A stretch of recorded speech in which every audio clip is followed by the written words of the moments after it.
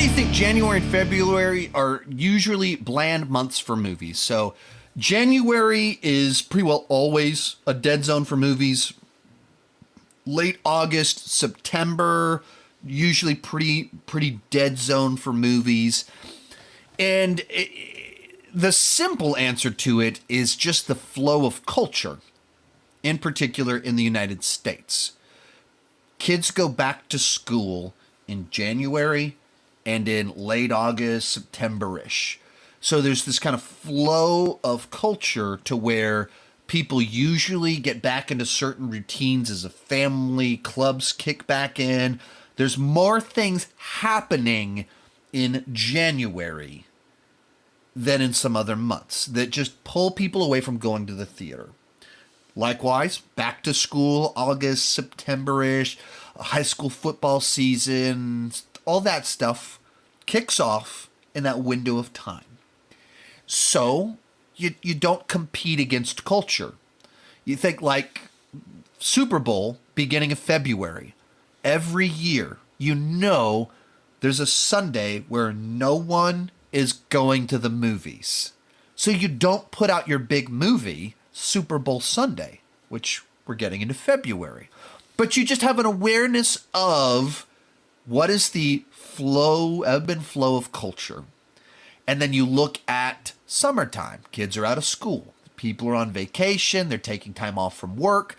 They have more free time to go to the movies. It's just kind of part of the culture. That's the flow of things. When do people have time to go to the movies? When they're not at school. When are people looking for something to do? When they're not in school, when they're on vacation.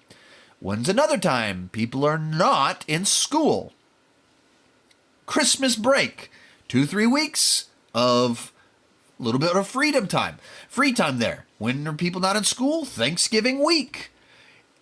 And so you design when you put your big movies out around when people have more free time, when they're looking to spend time together as a family.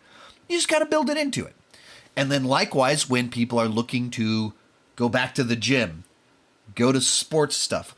Like in church world, you normally, the big spikes of when people go back to church are January, Easter, and back to school. They're like you have these bumps in church attendance when people are getting back into routines again. And so, as in church world, we would design sermon series like what's a good sermon series to start for people coming back to church. What's a good one to do that? And you look at like these specific Sundays when people go back to church. When they're going back to church, they're also not going to the movies. Like you look at the flow of culture and you work with it.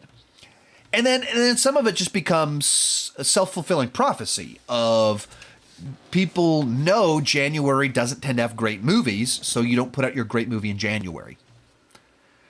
Some of it also, as years have passed, the summer movie season feels like it's opening up, and so it's not uncommon for April to be like filled with stuff.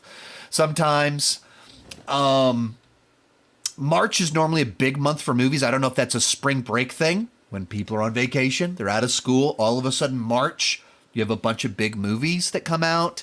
So you just look at it that way. When are people going to the movies? When are people free? And when are people distracted with other things in culture? That's where so much of it comes from. Most of these clips are pulled from my Patreon live streams. I do about 6 live streams every single month. For $2 per month, $20 per year, you can get access to all the exclusive videos and live streams. For $5 per month, you get your name on my end card. At the top tier, you get a 30-minute video chat with me each month. The link down below in the description has more information.